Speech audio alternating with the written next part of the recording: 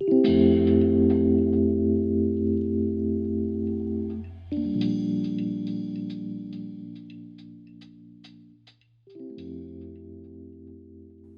afternoon. I'm Kassandra Voyagis, the new director of the LA Art Show, and I'd like to welcome you to the launch of our monthly virtual programming, Diverse Art LA Talks.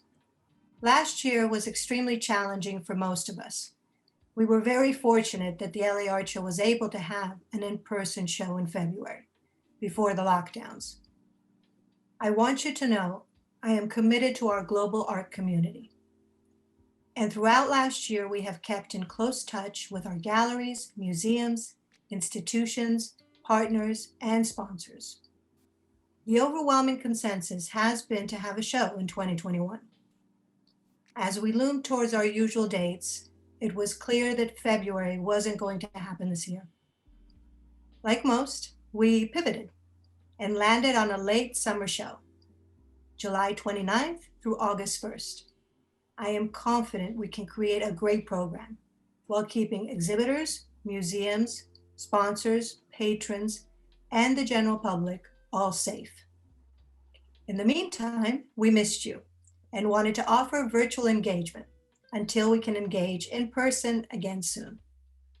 Working with our Diverse Art LA curator, Marisa Caichiolo, we have developed an exciting monthly series of virtual conversations until our in-person event in July.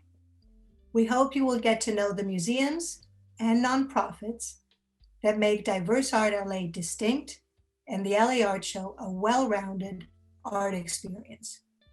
Now I'd like to introduce Marisa Caichiolo, our fearless curator, to introduce today's talk and panelists. Marisa? Thank you so much, Kassandra. Thank you so much, the LA Art Show, for making this possible. Diverse Art LA platform is a space that the LA Art Show has dedicated to bringing together some of the most important local and international art institutions, museums, and nonprofit organizations for an elevated and thoughtful dialogue. Diverse Art LA is committed to fostering and learning about the organizations supporting inclusion and diversity. This year, the focus will be the research and documentation of women artists at the forefront of work at the intersection of art, science, and technology.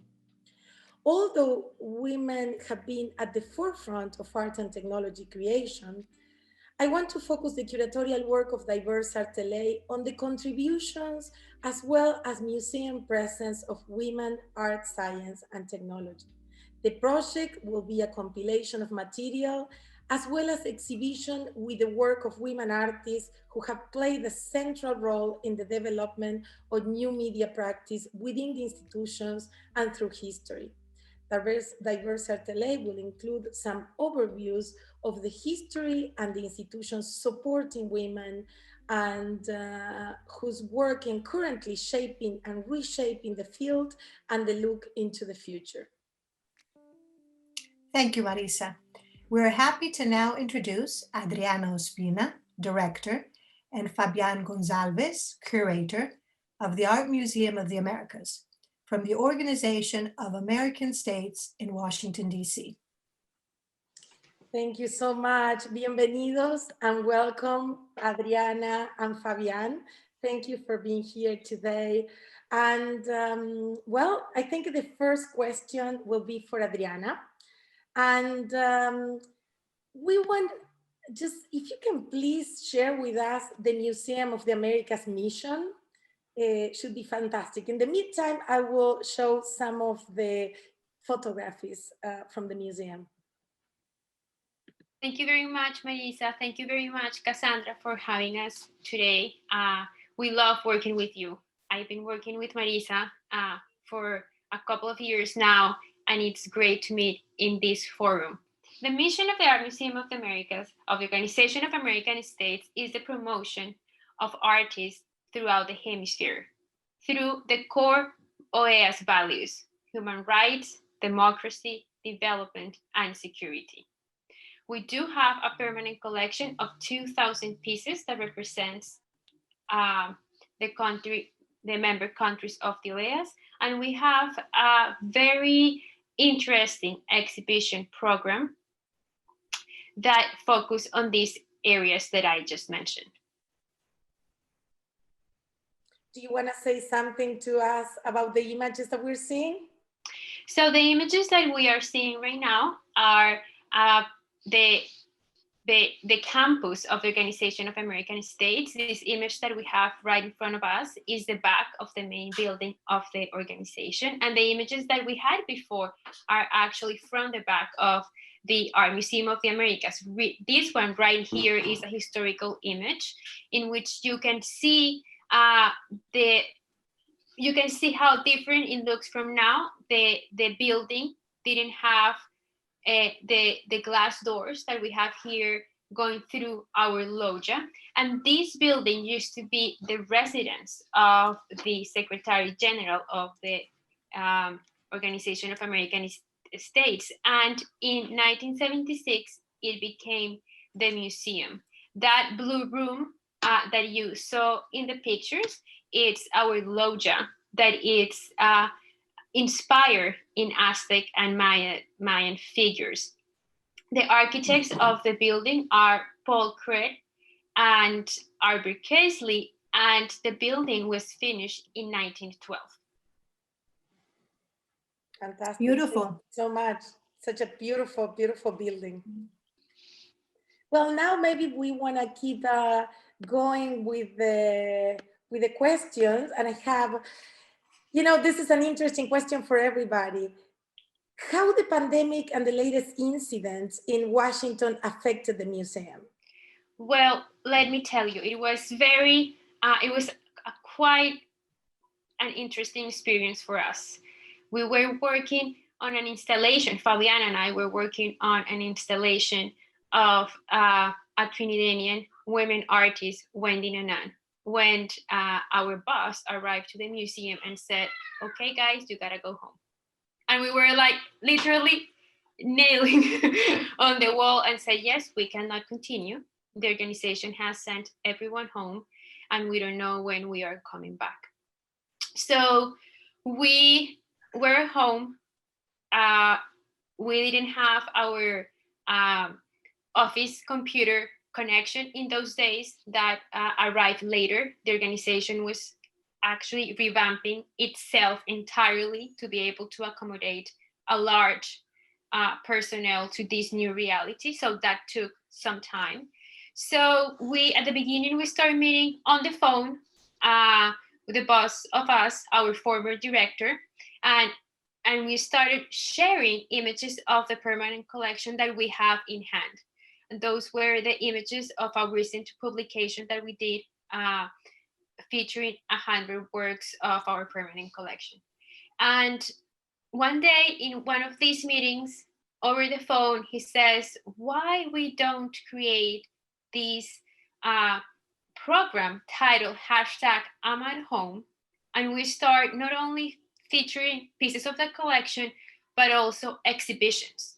So Fabian had recently opened an exhibition of photography at our photography gallery called the F Street Gallery.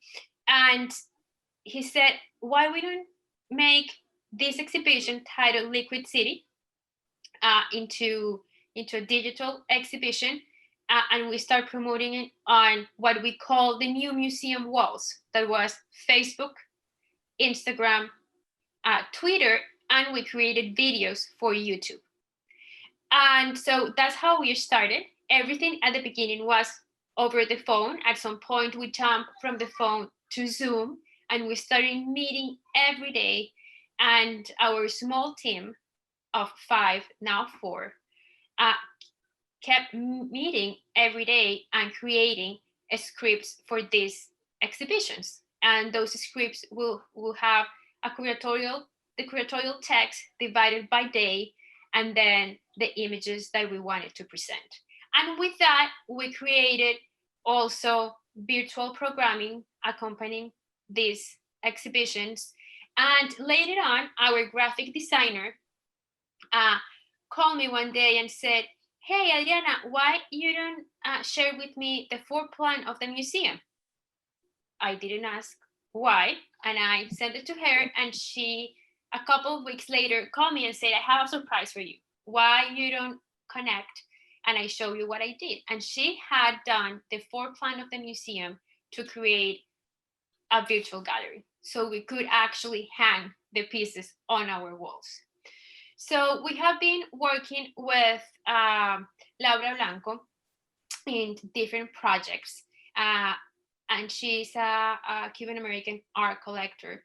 And she said, why we don't do an exhibition of the artist Jandy Pavon online with an essay by Professor Lynette Bosch. And and we do it, and we create content, music, and it's all about COVID-19 and the reaction of Jandy, and it doing the time that took Jandy to create a series of 40 days and 40 nights during his quarantine, during his lockdown. So, and that was a big hit. It's an exhibition that was covered by the Washington Post. And we have continued, and actually Fabian had continued organizing these online shows. He created building dialogues that it was a very interesting exhibition created by the artists themselves. And now we are about to launch a new dialogue, photographic dialogue, Diálogos Australes. So the project has been, our Ama at Home project has been growing. And the fact of all the situation in Washington, the walls of the museum are boarded up, and they have been boarded up for quite a long time. We have very limited accessibility to the museum for many reasons, security reasons, and because of COVID. Our institution has been great in trying to keep its staff safe, and trying to give us all the tools so we can work from home. So it has been difficult days in which we have been thinking, wow, what's going to happen with the museum? What if the violence arrives there? So far, so good. The violence hasn't arrived there, and the OAS has been great and keeping us all safe. Oh, thank you so much. Thank you so much. It was a great explanation. Thank you. Can you, Fabian, introduce us the project that you're planning to present in DIVERSEartLA in Los Angeles this year, 2021, in July? Yes, when we received the invitation, we were thrilled. And since I am the curator of photography, in discussions with Adriana, our director, and Pablo and the staff of the museum, the curatorial staff, we decided that women and photography had a good relationship from the beginning of photography, and women are doing a scientific work. They are measuring light, they are measuring speed, they are measuring distancing, they are preparing the scenes. There is a lot of science and measurements that it has to be done in order to take pictures. The scenes we are seeing is a performance of an artist from Chile, María Verónica San Martín. Is about the Colonia Dignidad, that it was created in Chile during the government of the Third Reich in Germany, and everybody who was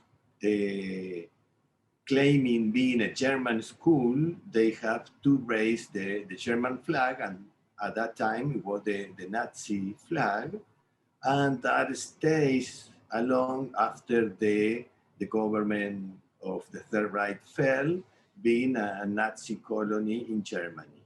And it was used during the dictatorship of Pinochet as a clandestine center of detention.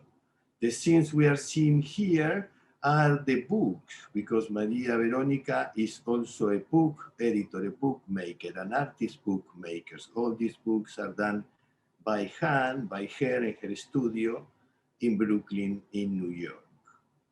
And the idea is to bring to Art LA, that's another book, and you see the Moneda, the Casa de Moneda, that's the coup d'etat against Pinochet.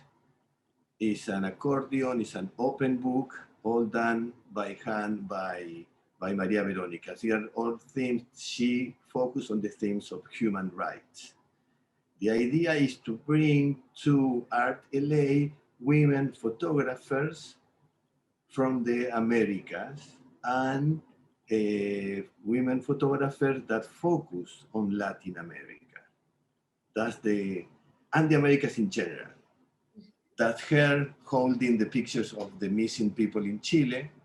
That's another book. Can you see this? You can see the stitches, the threads hanging below the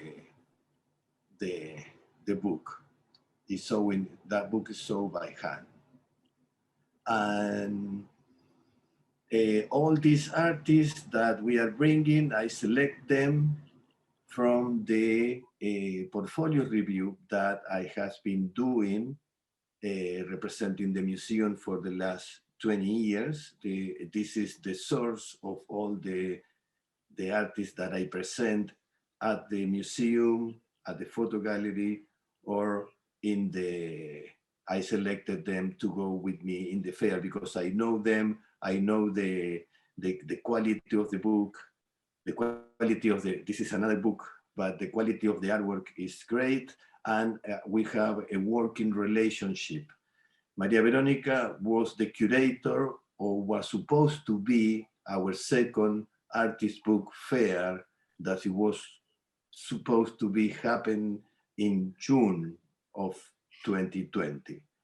But because of the pandemic and the subsequent quarantines and the unrest in the city, we couldn't realize the idea. But because of that, we move into the virtual realm.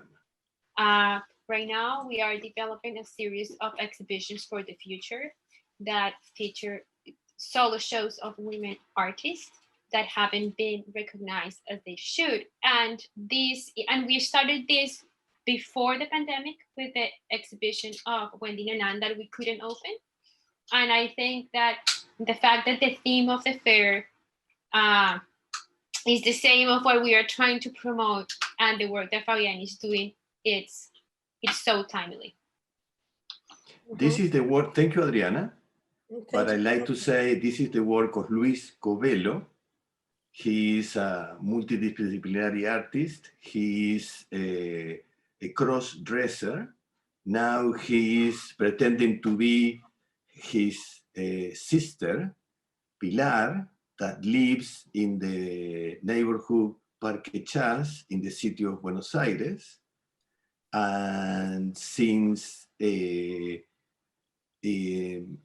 don't try to be so specific in the binary of the sex, we choose to have Luis with us in order to bring a bridge in between yes.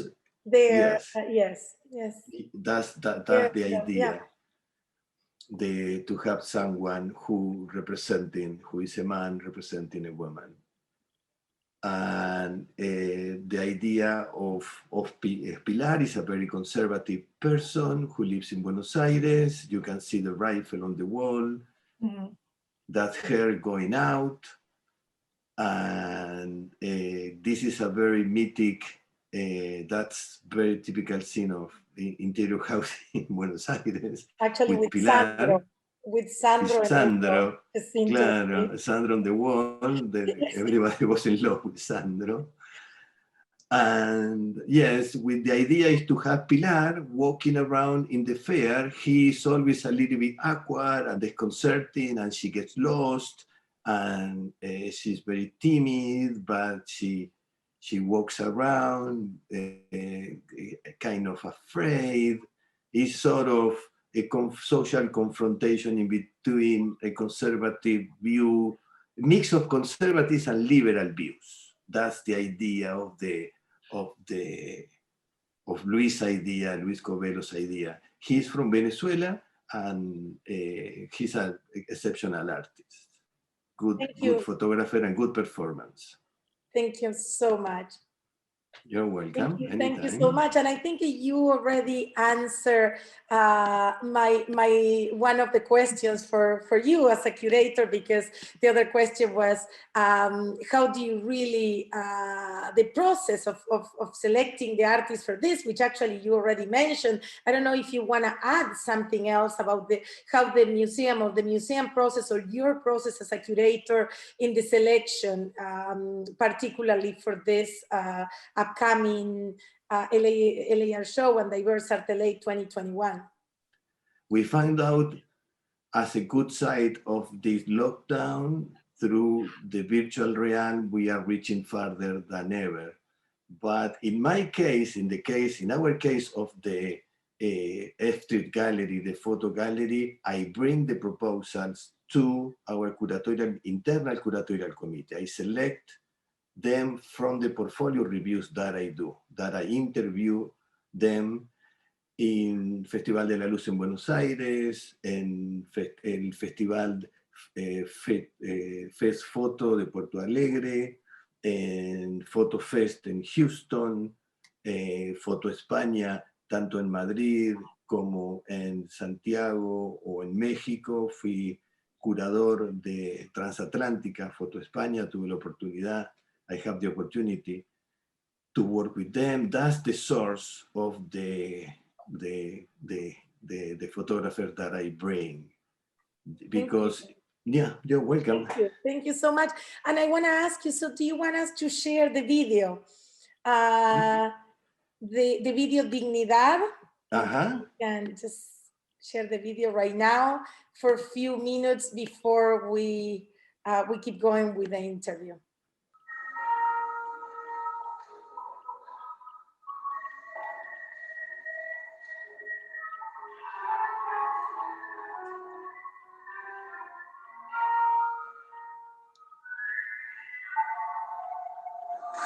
Don't be scared of the performance artists, get closer.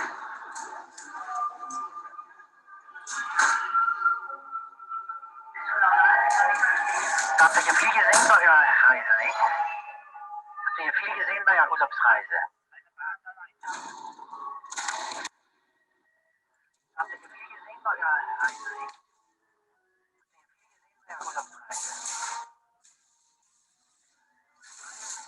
ihr viel gesehen bei eurer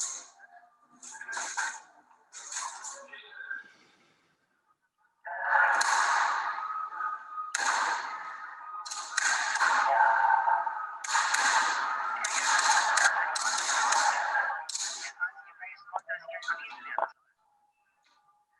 Habt ihr viel gesehen bei eurer Reise, nicht?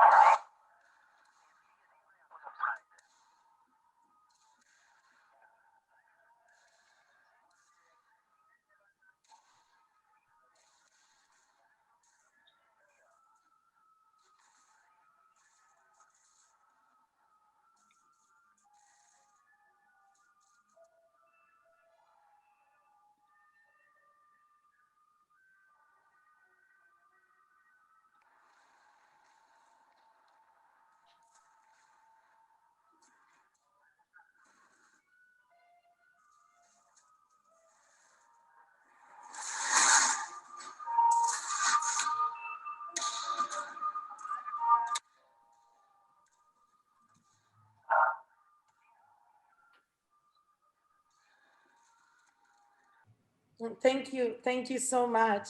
You're welcome. I think we're getting closer to the end of my questions, at least. My last question actually is for both of you. You can share the answers because it's a general question. It's how the museum is planning, how the Museum of the Americas is planning to keep on engaging with the community in the near future, and how do you see the changes in the art scene in general? Well, For now, the way that we are gonna be engaging our audiences is through social media, as we have been doing for the last year. We don't have an opening date right now, so for now we keep working online. We recently launched a new program titled AMA Presents, in which we are opening the doors of the virtual museum to book launches, performing arts, artist studios, and things like that. And when we go back to the museum, when it opens and it's safe to come back, we're going to keep working on our exhibitions based on the OAS themes, inclusion, human rights, as I said, which are featured in the works that you just saw from Fabian. And we want to keep working, as Fabian said, the virtual element. We think that now both the being at the museum and having something virtual have to go together. That's why we decided to move into the digital. And then we print our own exhibition prints, and we add other elements into the photography exhibit. We borrow a little bit from installation art, and we look for the scale 1-to-1 with the viewer, with the visitor. And we said at the museum that we redefine the space with images, looking at better interaction in between the images and the visitors. With permission with the artist, we enlarge the image. And then with that, we create a new space in the gallery. And then we don't frame, we don't use mats, we don't use supports. The pieces are, the exhibition pieces has no commercial value. Technology nowadays give us the opportunity to lower the costs, especially in printing. Printing is not as expensive as it used to be, especially big prints. We have the printer in the museum, and then we print our own prints. Those prints can be nailed, can be with permission with the artist, because actually it belongs to us, belong to AMA, belong to the OES. It's our copies. And at the end of the exhibit, or at the end of the traveling exhibits, everything is recycled. And then it was a whole transformation getting into this. And then looking inwards, we said, yes, that's an area we never took advantage because we were so busy doing the museum stuff that we love and we miss. The organization is still in phase 1. I'm the only one who is allowed to get into the museum. The museum is boarded up because of the recent acts of violence in Washington, D.C. And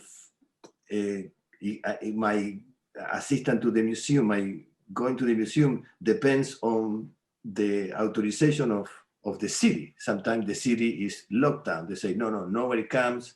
Or the organization said, all the buildings are closed. You cannot come.